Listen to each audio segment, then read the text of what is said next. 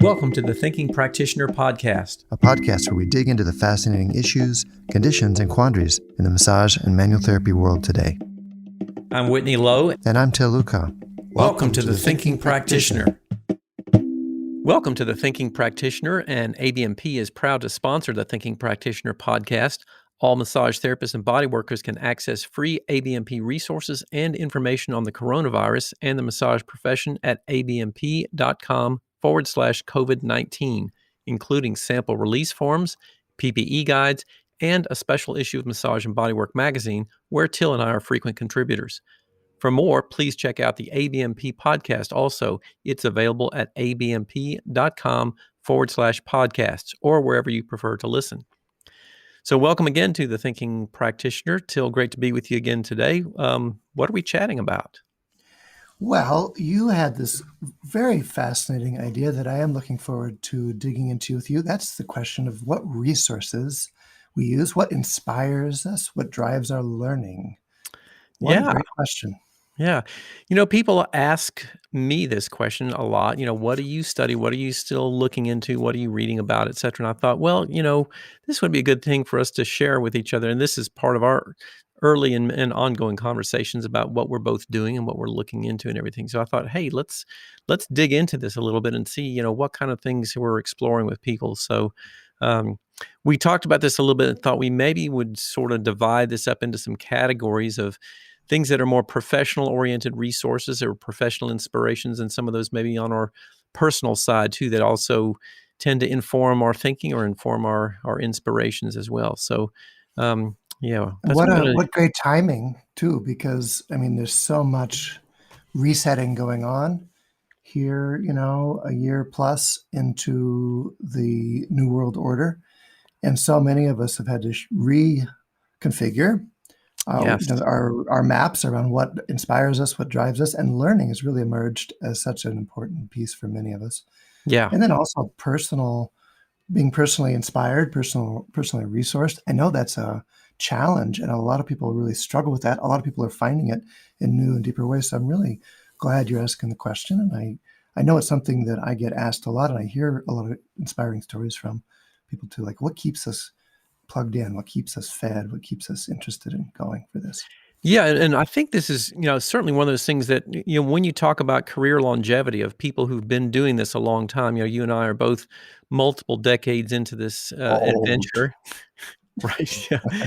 Fossilized, petrified at some point. I know I have to continually revisit this, like what keeps me going, what drives me to keep doing this after a while, instead of deciding, okay, I think I'm done. I want to go work at a car wash or something, So, is that where you would work if you didn't do this? You'd do a car wash? That's a good question. No, I wouldn't do a car wash. I don't think that's my thing. My first job was a dishwasher. I wouldn't go back to that either. I probably wouldn't do that again. Yeah. Most of us probably started in the dishwashing realm. So my first job, long time ago, was actually unloading produce at a farmer's market.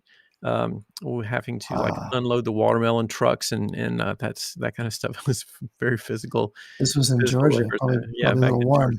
It was warm. Yep, it was quite warm in the summertime, but it was a good job. Yeah, it was a good job. It's a good point. It's a renewable question. It just makes me think too, something like the marriage is not the wedding. Yeah. Our career is not our certification or our graduation. And especially at some point, we can't hold our breath anymore. Maybe I held my breath for maybe 5 years of my practice. Just kind of got through on enthusiasm and youth and who knows what else, but was seeing like so many clients, I can't believe it now. And at some point I had to come up for air and go, wow, okay, so now I need to think about what inspires me, et cetera. Yeah, fascinating stuff. So, we got kind of some lists that we put together. So tell me what's on your list. What are some things that draw you? Well, your first question was like, what resources do you use? And then, like you said, we fleshed that out into different dimensions. But just like starting with like information resources, like where do I go when I want to know about something or deepen my understanding? The first thing I really realized is it's not even a single place, but it's the way that I use some bookmarks and folders on my browsers and devices that help me keep track of things I run across. And I don't want to make it sound really complex. It's not. It's super simple, but it's just that it's that habit of when I see something that looks interesting or I hear about it, I stick a bookmark in the folder.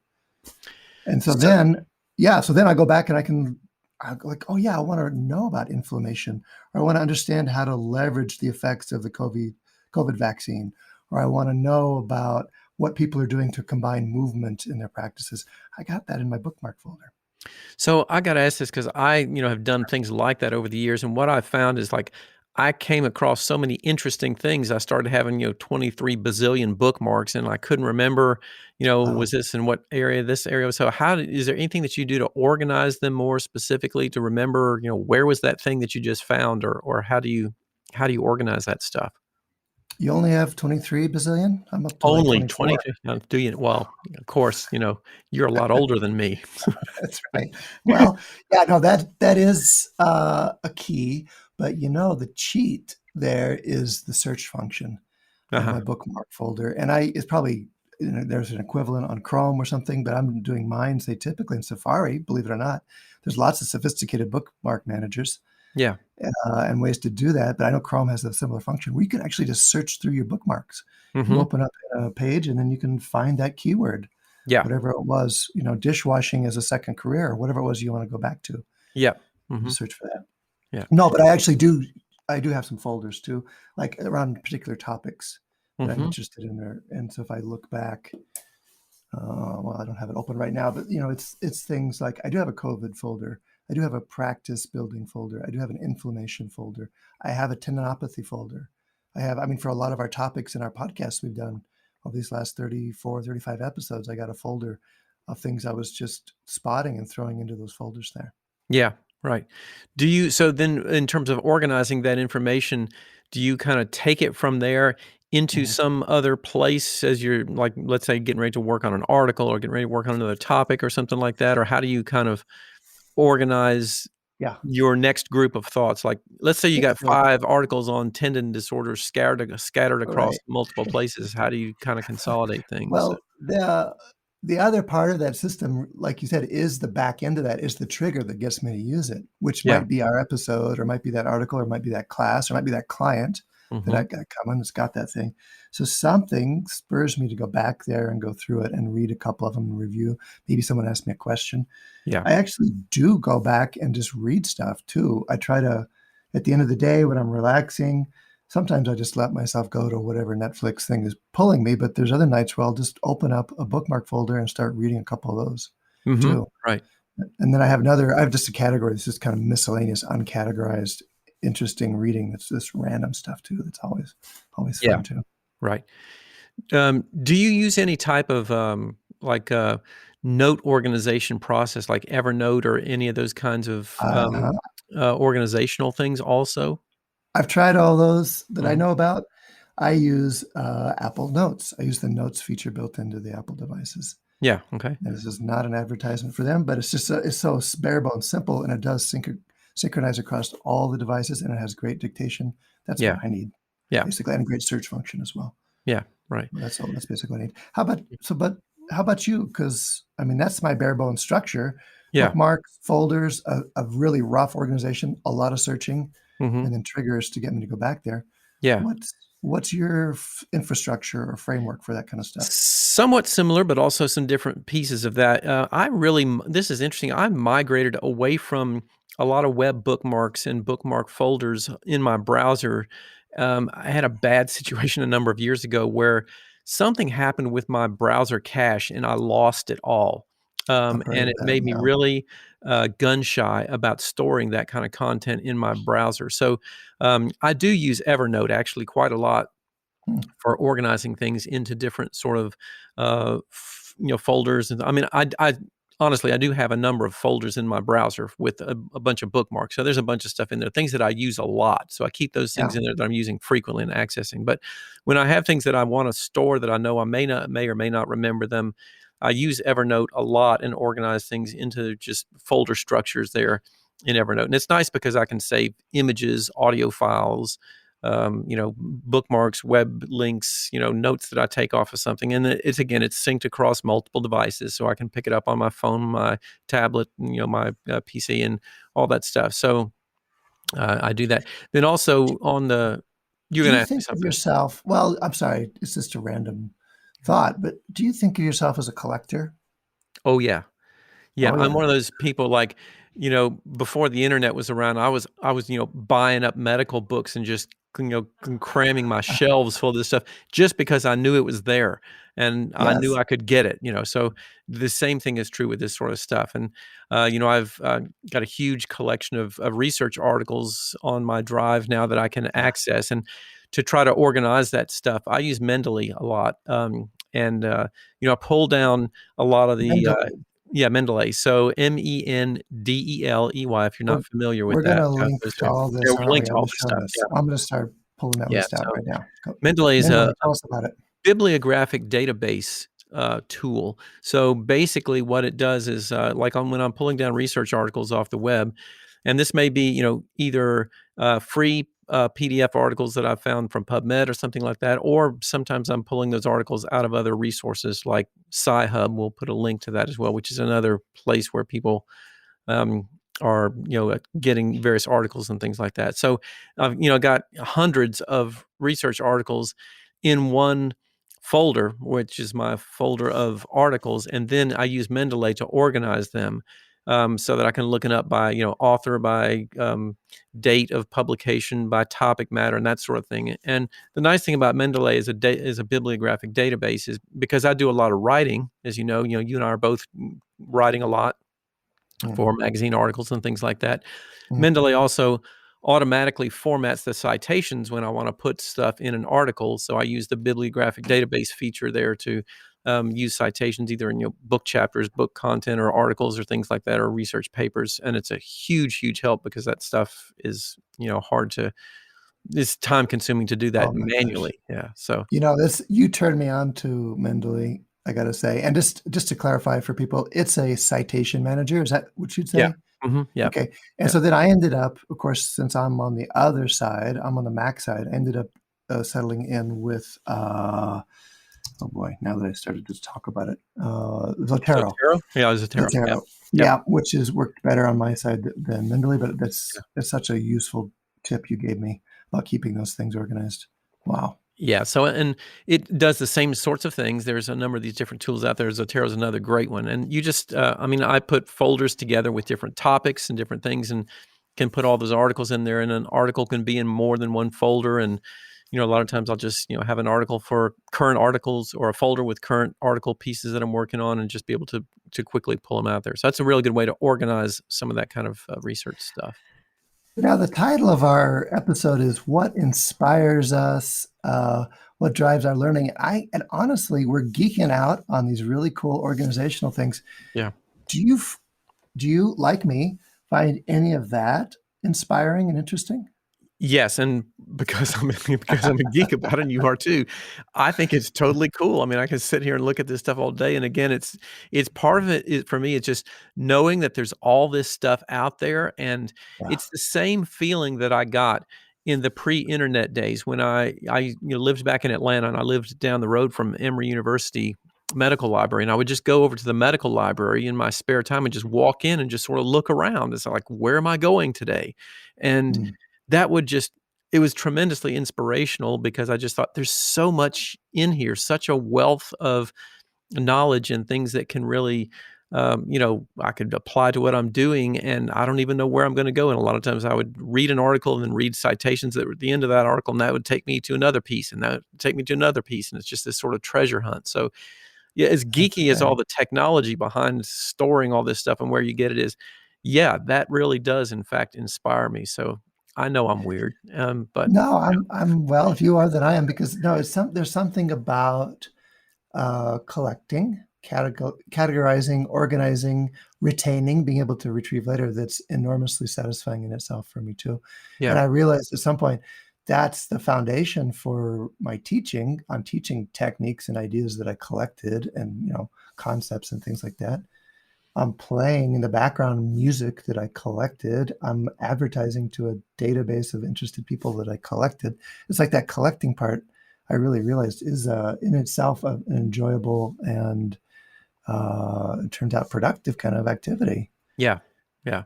It started way back for me with like probably like toy cars or something like that. I remember the cars.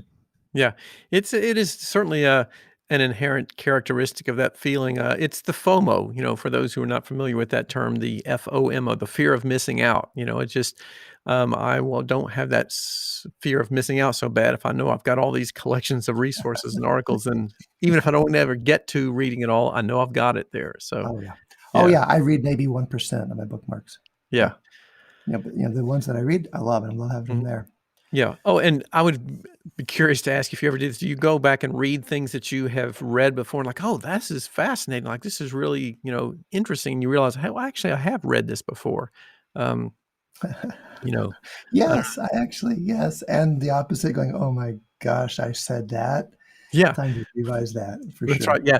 Well, that's interesting when it's in your own stuff. You go back and read, go back and read something in the book I wrote, and it's like, wow, that's really fascinating. You're like, oh my gosh, really? You wrote that and published it even. So, yeah. That's it. All right. Well, what else? Well, Tell me what else is on, what's next down the list there? I'm looking at your list. You got some good stuff. Tell me about Concast. Yes, there's a couple of good podcasts that I like listening to. In particular, I wanted to highlight two of these. Concast is one from a gentleman named Connor Collins. Both of these podcasts come out of Canada. He did some really good clinical topics that he touches base on here. The other podcast is one called Two Massage Therapists and a Microphone. Those folks are over in Toronto. You're sure you listen to them a good bit. I will say that, their podcast really is interesting because I think they delve into a lot of the things that happen with massage therapists on a day-to-day basis to really kind of get into the trenches with them of things that they're grappling with. So, the Concast podcast is a little bit more technical oriented with some of those kinds of details, but for me, actually, both of them have turned out to be quite interesting because it really gives me a window into understanding our field in another country a lot more specifically, in particular, what goes on in Canada and the approach and the perspectives about things that are going on there. So, I've gotten a lot out of listening to both those, and they bring on some really fascinating guests with great, interesting ideas and interesting things to share as well. So, check those out on wherever your podcast you're listening to, CONCAST, Concast. And the other one, Two Massage Therapists and a Microphone. And a microphone. We're going to link all those in there for sure in the show notes. Yeah. So then I also see you have Clinical Edge up there. Is that David Pope's? That is David Pope's thing. And I recently got involved with him on the membership level. I had listened to David Pope's podcast, the Physio Edge podcast. Yes. And I decided I wanted to dig in deeper because there's just a ton of really good information there. So David Pope is a physiotherapist down in Australia. And he put together this website it's basically a membership site for having educational resources. He's kind of, in some ways, doing what I envision, having to deal with, which is that we live in remote areas where we don't have easy access to a lot of the other educational resources that people might have in a big city with, workshops and training programs. So he tried to get together some of the really high-level, excellent presenters in his field and have them put together educational resources, videos and courses and things like that covered some really pertinent topics for musculoskeletal rehabilitation. So clinicaledge.co, I believe, is the website. And I would encourage, if you want some really into digging deep into some fascinating topics on musculoskeletal rehab, musculoskeletal, if you're living down there.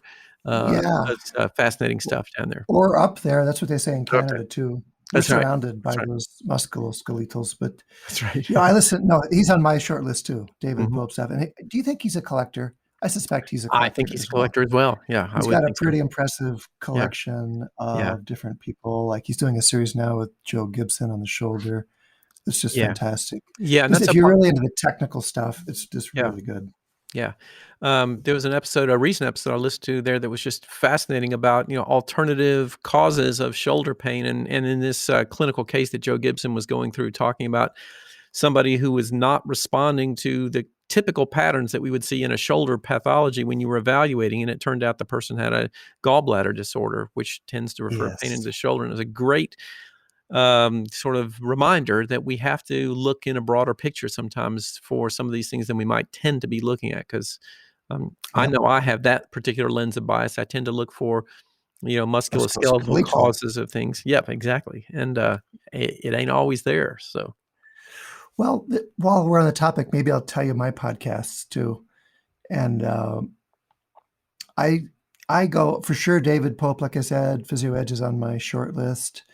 The other one I enjoy quite a bit is Jack Chu and his team's Physio yeah, Matters. yeah, it's a good They've been one. doing it for quite a while. It's been fun to really listen to their evolution and their growth Yeah. over the time. And then there's another one that's almost like on the other end of, say, the biopsychosocial slash biomechanics spectrum, and that's the Gate guys.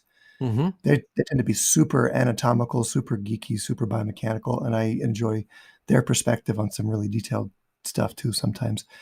And, sometimes I just cruise the titles and pick one out that's interesting, but more often I'll have a topic that I'm interested in and search Google for podcast plus that word, like migraines.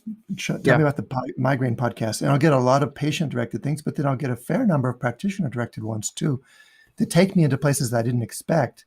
And that's my way of trying to jump the algorithms to get outside of my bubble too a little bit. I'm still in Google's Yeah. guess to what I want, but Right. it's like I know that if I go search David Pope or Jack Chu, I'm going to get a pretty thorough, pretty science-based, pretty considered point of view. But sometimes I'll get really surprised, and I've learned some really great stuff, say about scoliosis, from just that, again, jumping the algorithm kind of approach. Let's get outside my usual sources Yeah. and check it out.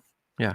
So how do you kind of when you search for those kinds of things, you just start at one Yeah. place, like with that person's name, and then just see where it leads you sometimes, and then, or how do you do that? I'll search.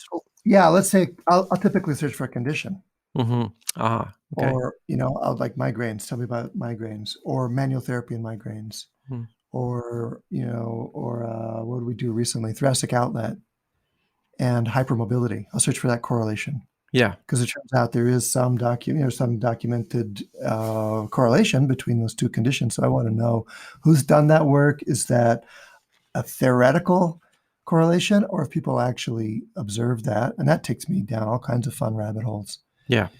And then the other thing I'll do is, if I want to know, okay, so what does Joe Gibson think about that? Because she's got some really seems to be really informed opinions on the shoulder. Then I'll go to the Physio Edge, or I'll search for her name, Joe Gibson, and Mhm. thoracic outlet and hypermobility, or something like that. So Yeah. to string it together. And that'll be just Google with the podcast thing so I can listen to it. But then if I really want to dive into, say, the source material, then it would be Google Scholar. Mhm. Google Scholar, where I can see the academic version of Google to show me what's been published on that, and then I can dial that down by year, or PubMed. Yeah. I think you mentioned it. I want to backtrack for just a second Backtrack. here because a lot of people aren't aware of Google Scholar and what it is. Can you just Yeah, no. briefly talk about what that is? Well, And it's Google's search engine focused at academic papers and patents and some other technical stuff. And you can dial it down, though, for, say, medical or physical medicine technical papers, scientific papers around a particular issue. And it's daunting for people that don't have a lot of academic background, but I've seen people get over that hurdle pretty quickly. Once you get in and start playing around, you start to realize how it's pretty simple, and the results you get will take you into some places you don't expect, and it's really pretty fun yeah. to go from one author to the next and see who they're referencing and what's appearing. And then you can also, what's cool about Google Scholar is you can see how their things have evolved over time. So you can see the stuff that was published in the 70s and 80s and the 90s, and then also dial it down to more recent things and see how, like for some of the topics, it gets more granular. like more and more specific questions are being asked Yeah. as time goes on too. So it's interesting to see the evolution of the research in that sense as well. Right. Good. Okay, thanks. And then you mentioned PubMed as Yeah. another resource. Yeah. Such a powerful search engine. And then also what's really cool, there's notifications. Like you can get if I want to track for a while what people are publishing, like I had one for a long time about fascial science and then it got to be overwhelming. There's so much coming out about it. But for instance, you can have it notify you when someone publishes a new paper about fascial science. Now I tend to use ResearchGate for that kind of stuff, just to essentially, it's like social following of the authors and researchers that I'm interested in that I've liked before. Yeah. So like I'll have one there on Toby Hall or on Robert Schleip or different people that are doing, or on Mosley, Lorimer Mosley, to see what they're up to and hear about it early on and when they publish something, to see what they're doing and to see what other people are saying about them as well. Yeah. And just to kind of sort of backtrack into the technology and the geek end of this a little bit too, what you're speaking about here with Google Scholar and PubMed, that these tools that we mentioned earlier, like Mendeley and Zotero, gives you the capability when you find these studies listed either in PubMed or Google Scholar or something, to download the citations into your citation organizer and keep them directly there, and then have those things automatically populate through there. So those tools connect with these large research databases as well. So that's a great way to be able to begin organizing that stuff and putting it together. Yep, for the collector and you. Yeah. Or for just the follow your nose, like let's see where this leads, explorer in you. Yeah. It would be fun. For Yeah. those of us who find anything fun. Right. So, so what's next Oh, here? your turn. You tell me.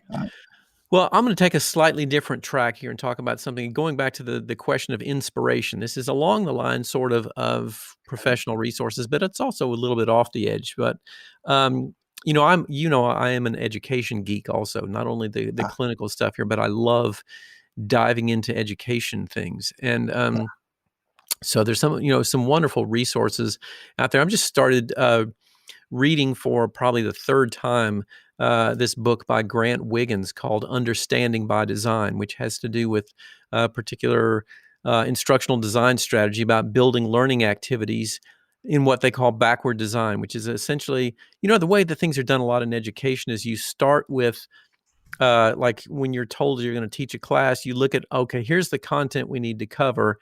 And then you present the content and you think, okay, now we got to test people or evaluate them. And that's happens at the end of the course.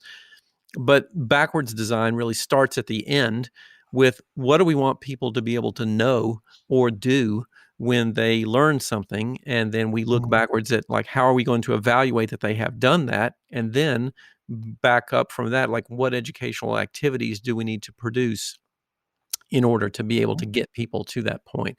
So his work has been really fascinating. I've been digging into that a great deal and looking at that. And that also kind of gravitates over into something else that I was just going to mention here briefly too, because this is something another thing I kind of geek out on and love to delve into that has inspired me a lot. And I'm not exactly sure how this plays into some of the clinical work, but I oftentimes like looking at some fascinating things with larger scale trends like in business and education and things like that. And there's a group that was started by a Harvard business professor named Clayton Christensen a number of years ago when he wrote a book called The Innovator's Dilemma. And in this book, he introduced the title or the term disruptive innovation, which has become kind of a buzzword in business, has become very misused in terms of the way he originally designed the ideas. But the idea behind this is that you see things evolve in our culture, society, whatever, whether that's a product or a process or something, and they continue to evolve and get better and better. And they come to a point at which they sort of are continuing to try to innovate along those same lines. And they become more expensive, more complex, and sort of bigger and more unwieldy. And we see this happen in, like I said, products. You see it happen in our educational system. You see it happening in our governmental systems, all kinds of things. And then something comes along and is usually very simple, very rudimentary, and it doesn't fit those same kinds of guidelines, and it will tend to sort of disrupt that whole process because it becomes usable in a way that something else wasn't. And where I'm going with all this is that I've been fascinated with this whole idea of disruptive innovations across multiple fields. I mean, you see it in the computer industry. He gives examples of it being done with construction equipment and in particular in education. I think we're at a place now where we're starting to see some of this occurring because our educational system has become pretty unwieldy and large, and it has not innovated a great deal. And a lot of the things that are happening with online education and innovative, unique means of presenting things that have often been driven by this COVID situation here. Like, you've done some really innovative and different, interesting things with your coursework here during this time. So some of these kinds of things are inspiring for me to look at what we might do to change things up and become different from things being done all the way that they've been done for so long. Any other examples from our field? No, it's really interesting what you're saying. Yeah. Disruptive I forces. wonder about this whole thing. I've tried to see, is there a way in which this could be applied to what we're doing specifically in our field and in the way things are done? And I don't know that I see as many direct sort of connections with that from the hands-on therapies that we do. But I think it's more in some of the bigger scale things like education on the large scales where I see that will be most impacted by those kinds of things. Now, of course, a lot of other things have influenced us in that way. Like, we now carry around a computer in our pocket all the time, because somebody innovated with the ideas of making things smaller, simpler, and instead of bigger and more complex, but making things work more efficiently for us. And how might that change the way we practice? It's those kinds of things have touched on us in a lot of different ways that we may not think about. Well, it certainly changes the way we connect with each other. So a lot of practices have adapted to, say, mobile-friendly scheduling or communication, even just texting with your clients. Yeah. But I'm thinking, the big disruptor, of course, is COVID. Like you said, it's disrupted a lot of the ways we did things as educators, but also as practitioners. And there's, for every person that's feeling still at a dead end and not sure how to go forward, there are other stories of people that have really taken this and gone to places they didn't expect to, but that are even more interesting, more satisfying, and taking them farther to places they want to go. Yeah. I hear so many interesting stories about people combining movement, combining virtual interviews, finding ways to shorten their session times, or finding ways to keep it really safe for themselves and continue to do the work. Yeah. Yeah. So the big disruptor, that's what we're dealing with. That's what we're facing now and finding ways through. It often is something like that really drives those kinds of changes in ways that were unexpected. That's right. Yeah. And we could go through a whole list of disruptive forces, Yeah. But, I'm going to resist for now because there's so many at work in our world and in our field. Yeah. So what have you got? What's next on your list there? Well, it's one of yours too, and that is the company of one. Paul Jarvis. While we're talking about big ideas from the business world that have been influential, I got to the place where with COVID, I'm going, oh my God, what have I invented? Victim of my own success. I created a monster of a business that was keeping me so busy and keeping my staff so busy that it was really had me reflecting and talking to you. And you said, well, check out this company of one book. And it was, again, he just did such a great job of articulating, Paul Jarvis, what I had been building around originally, a simple, clear offering that's based around something that's compelling and useful to people, and that doesn't try to make it overly complex, but keeps it fairly simple. And that part of its purpose is to give you who use our services and me who provide those services a really great life, a really great lifestyle, and a really great way to learn and engage and be together in this space. So he's been really helpful in just kind of retooling my framework and my thinking around that. Company one. Thank you for that recommendation there. Absolutely. We're so driven, I think, especially in the media by these pictures or ideas that we have to grow, get bigger, get more employees, make your company big, big, increase size. And his thing was, look at your quality of life and what this is really about for you and decide, do you really feel the need to continue driving yourself that big? And one of the things that attracted me about his ideas and concepts was that so many of the people, the vast majority of people probably who are listening to our podcast are people working as individuals.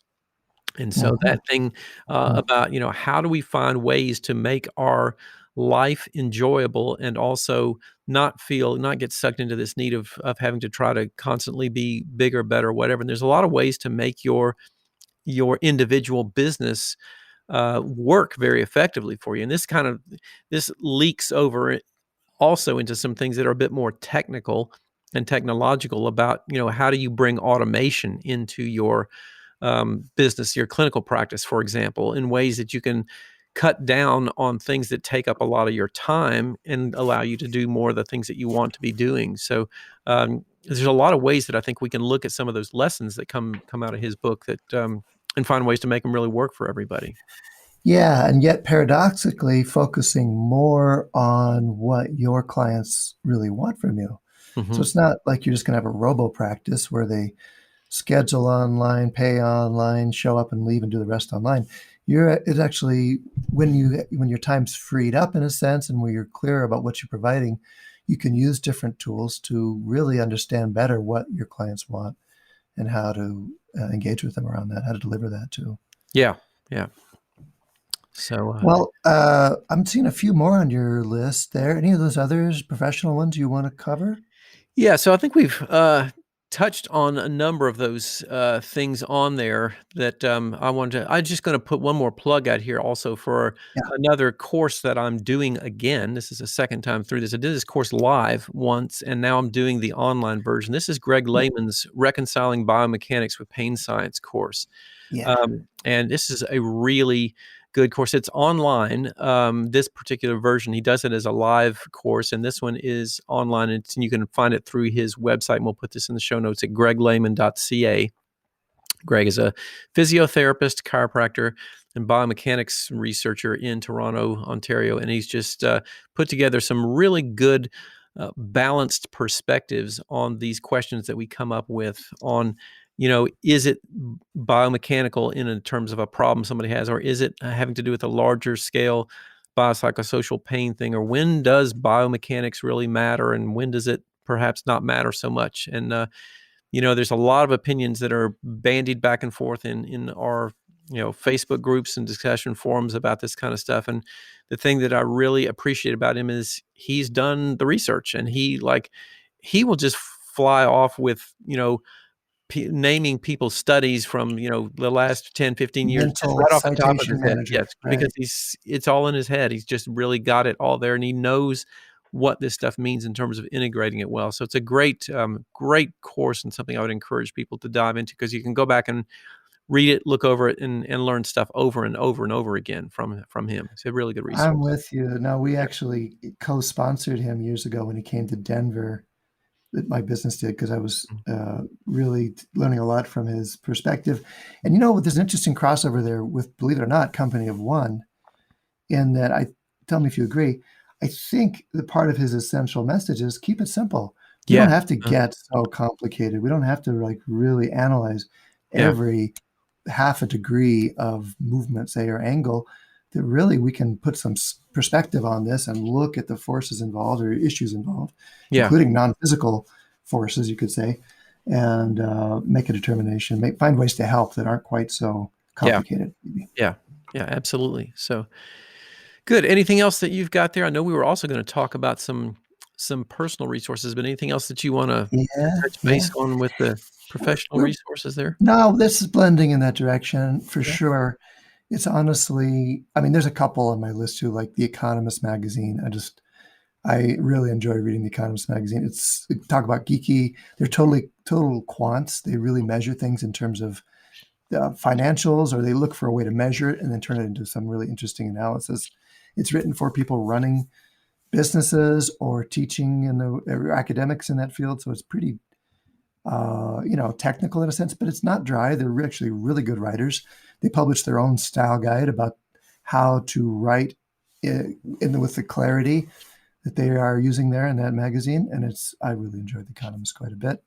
Yeah, nice. But in terms of as we start to go over toward that personal realm, when I have a question, like I say, oh my God, what am I going to do about this business? This is just a little monster, so much activity. I'll call up some colleagues or ping them and say, what do you know about that? And that's how you, for instance, Whitney gave me the advice around Company of One. So really, I got to put my professional network, my colleagues, my friends, my mentors, and my learners as a community of a network of people that I can put out my problems to and come back with some ideas, resources, inspiration that I hadn't anticipated.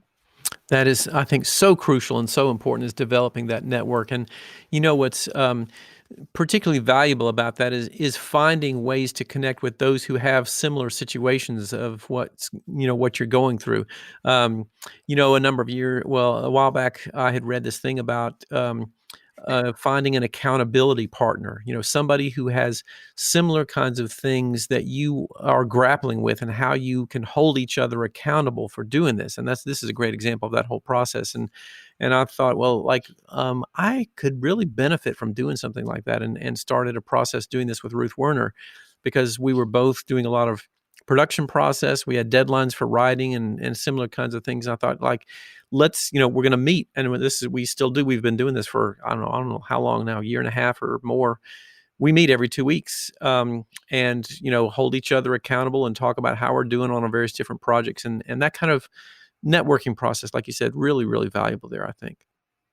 That's sweet to know that I forgot that you two do that. That's really great. And so it could be an overt accountability arrangement you have with someone. Let's meet and talk about our projects and keep each other on track. Or I think you do this with me less in a more backdoor way. You said, hey, let's do this podcast together. Mm-hmm. And so guess it's going to be easier to two of us. I said, yeah, that sounds pretty good. Guess what? It's actually now I got to get stuff done. Yeah, right. Now we got to be ready for some things. Yeah. And that's a kind of accountability arrangement there too. Yeah. Which is similar to the commitments that I have with ABNP, one of our sponsors. The writing for them keeps me on track. So that kind of accountability arrangements with people. It could be your own blog. It could be a blog you do with somebody else for your practice, say. I'm trying to translate this into practice level kind of actions. Why don't you get together with someone and say, let's put out a YouTube. Let's take turns. Yeah. Let's publish a little YouTube about our one technique. We have some people in our community that are doing that, and it's really fun results too. Yeah. Get an accountability buddy. Yeah. And, it's part of that whole thing of the joined energy produces, I think, so many more rich things that you might not come upon by yourself. And that is, I know that kind of thing is particularly valuable and important for people like me who are highly introverted. Actually, I was talking to somebody the other day. We were talking about, this getting up at the conventions and speaking and all this kind of stuff. I said, it's really odd if some of these individuals and know, like me personally, I go do all these things very publicly visible and all that kind of thing. But the reality is I'm a real introvert, and I just, much more at home, just kind of being in my own quiet little space and being by myself. And, a lot of times when we're at these big conventions and things like that, I am it's all I can do just to take it in the public persona thing during the day. I just have to go back and crash and recharge batteries and, just do something to get kind of out of that space. Cause I don't think that's uncommon. I think both as presenters, but then also as practitioners, I think that's so common. I'm just thinking of so many people over the years that I've heard describe themselves as introverts, and from their public persona or even as their reputation as a practitioner, I wouldn't have guessed that. But then, of course, once they said that, I start looking harder and go, yeah, I recognize a fellow introvert over there. Sure. Yeah. For sure. And, from what you're doing with your work, very intensely focused on a lot of individuals each day, multiple times, all really, zeroing in on what you're doing with your clients. I can see, I know I certainly felt that a lot in doing that kind of clinical work day after day, long hours of the day.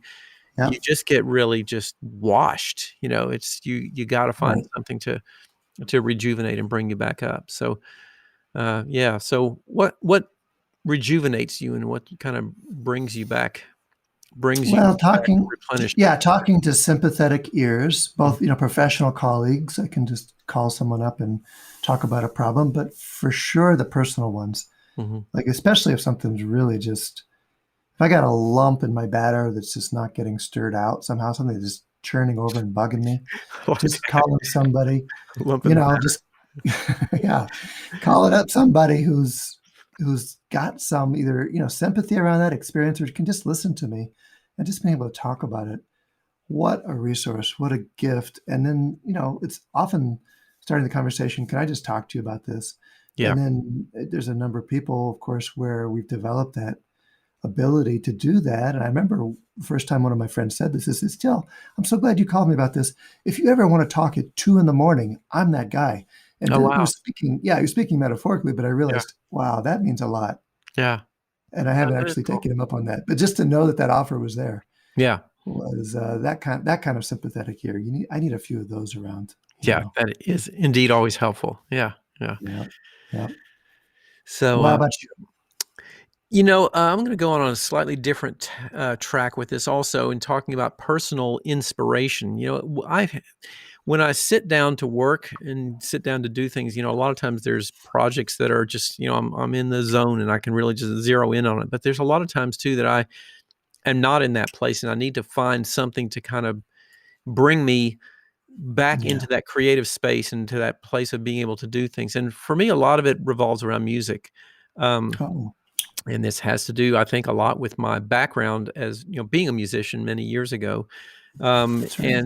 But now, so, I don't play anymore. So I don't play music anymore. I haven't, I don't really have the time to get that kind of thing into my life a lot. But I listen to a lot of music, and there's certain types of Mm, things in particular that I always gravitate back to that are really about, I think, opening up some of those creative spaces. And a lot of times it's, improvisatory things, things involve a lot of mm, improvisation or complex compositions or just really mhm. well done blends of instruments, like in particular, I was Name some trying to think names. like Yeah, what points, what really points at that to me, at like top of my list is the Pat Metheny group. Pat yeah. Metheny is a jazz guitarist, and the um, musicians that play with him. This is especially the roughly 1980 to 1995 version of the Pat Metheny group. They just had some people who gelled so well together in what they played and they came together with these just marvelous compositions of things that were really wonderful. Michael Hedges is another name that has always, he's a person, is another guitarist who has always inspired me tremendously as a composer and somebody who's put, uh, he said interestingly something one time about, I'm not like this guitarist trying to make these sounds. I'm a composer and trying to find ways to get these sound ideas out. And the guitar simply happens to be the tool to do that with. So Oh, I that's think great. for me, that kind of leaks over into feeling like there's something that I want to do about, helping to reduce pain in the world. And, writing and teaching and education turns out to be the vehicle to get me there. So that's kind of like the Yeah, similar sort of thing that I try to look at it that way. that's well said. No, that's music is such a resource for me too. You make me realize, and I get Spotify, just getting Spotify going and having it surprise me about stuff. Yeah. Pandora's another one. Maybe Pandora's algorithm is even a little more um, relevantly unpredictable. Yeah. Sometimes showing me stuff that I wouldn't have stumbled across on my own, Mhm. and just that improvisational piece. But I'm also thinking, I'm just remembering one of my favorite playlists right now is North Indian classical music for studying. Mhm. And it's somebody's compilation of Indian classical music. This is, sitar, tabla music. Yeah. It's actually fantastic. This is so wonderful to Yeah. have as a background thing while I'm actually reading or doing something there. You know what I find interesting too about the music thing is, and my wife gives me a lot of grief about this because I can't listen to like something like Pat Metheny or Oh, Michael Brecker was another one of my saxophone heroes, and I can't listen to that kind of music when I'm trying to concentrate and doing something because my mind goes to listening to to the what music. they're doing, Yeah. listening to like the way the bass player is playing, right? Wow, look at that chord variation that Lyle Mays played there, so Right. when I work, I have music on all day long, but what I listen to is what's most frequently referred to as space music, which is just almost like ethereal sound, pastel textures of, synthesizer stuff that doesn't have a tune, doesn't have a melody, but it is sound that I can get into a deeper sense of concentration with. Otherwise, if it's something that's melodic or rhythmic or whatever, I'll start listening to that, and sort of that will take my attention away. Do you do the social music thing? Are you on Spotify with playlists and things I'm like on that? Spotify, but I don't share playlists or anything like that. I just, I've made my own playlists of things and put them in over time, but I don't do like the social sharing thing. So No, well, maybe I can tempt you because I just did a search for you on Spotify and I get the Thinking Practitioner. You ever heard of that? The never Thinking heard of it. Practitioner podcast. Never So heard of it. apparently, yeah, we're on Spotify. Okay. But no, I got a couple of shared playlists on Spotify that I Huh. throw things into, both for background or for foreground Yeah. things. So that's a fun way to also to share and connect and get suggestions from people as I'll have well. to do that. Yeah. I'll have to explore that. So yeah. Well, what else you got? Anything else on? We got to mention this one before we wrap it up, and that's nature. Yes. I saw it on both of our lists. Yeah. And just as a resource or source of inspiration. If I don't get some, and it's connected with activity for me, just being outside or being in some nature is big, but moving or being in my body or having a way that I'm physically active outdoors is a double dose of balance, you could say. If I Yeah. don't get one of those or both of those every day, I'm just not having as good a day. If I don't get some time outdoors, if I don't get Yep. some time being physically active, then I'm just, and it's just, it's predictable reset for me, both in terms of mood, clarity, but also just my physical well-being as well. And really, I'm just going back to my days 20 years ago, 2 decades ago, dealing with chronic pain and chronic symptoms. If I could get myself outside, if I could get myself to even physically active, get myself past that initial hump of inertia and discomfort, my day was always better. Yes. And it's still true. It's still true for me as well. Yeah.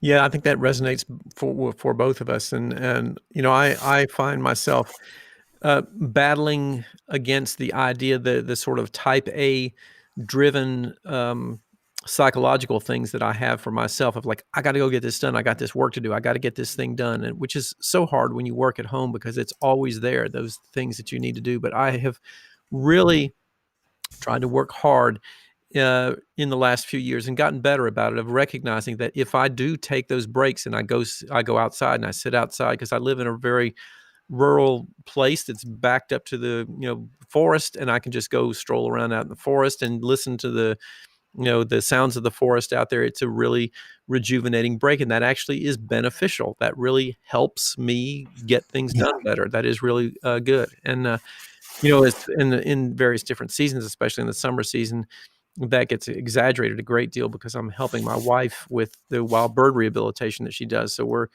dealing with patients in a very different world than the massage world, but helping save lives and do things with getting little critters back to their environment too. So those aspects of connecting with a different aspect of nature are very healing and inspiring for me too. So not being in nature, but then also the animal work you do. Yeah. You put on your resource list. Yeah, I did. And that's an important connection of, and that, we have a bunch of domestic animals living in our house all the time, in addition to the bird patients that move through here. So I try to spend time with everybody, go run with the dogs during the day, play with the cats, bird sits on my desk, chirps out in the podcast every once in a while, when we have to. But yeah, so yeah, try to connect with those things and sort of remember about all the little critters and creatures and beings that are inhabiting the planet with us here all the time. So that's great. Well, it just makes me think about how much kids light up when they see an animal. Yeah. And how many stories I hear about kids' first words being dog or bird or something like that. There's something just so basically interesting, nourishing, inspiring, exciting about an animal, a living animal, living sides of nature. So, well, hopefully we've produced some ideas and thoughts for our listeners there that will help them explore ways to become more creative, inspirational, and productive in your work. And hey, share with us some other things too. If you got some ideas that we didn't think of, we'd love to hear about those things as well.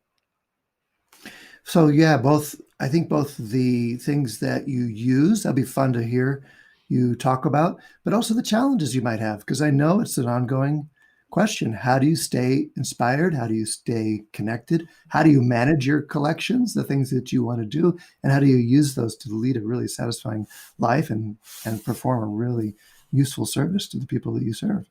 Yeah, absolutely. So, well, very good. Well, we'll wrap that up here today. We have one closing message from our closing sponsor today. Who's our closing sponsor today, Till?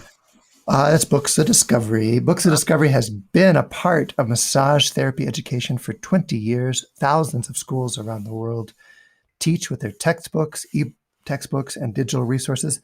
In these trying times, they say this beloved publisher is dedicated to helping educators with online-friendly digital resources that make instruction easier and more effective in the classroom or virtually. They like to say, learning adventures start here at Books of Discovery.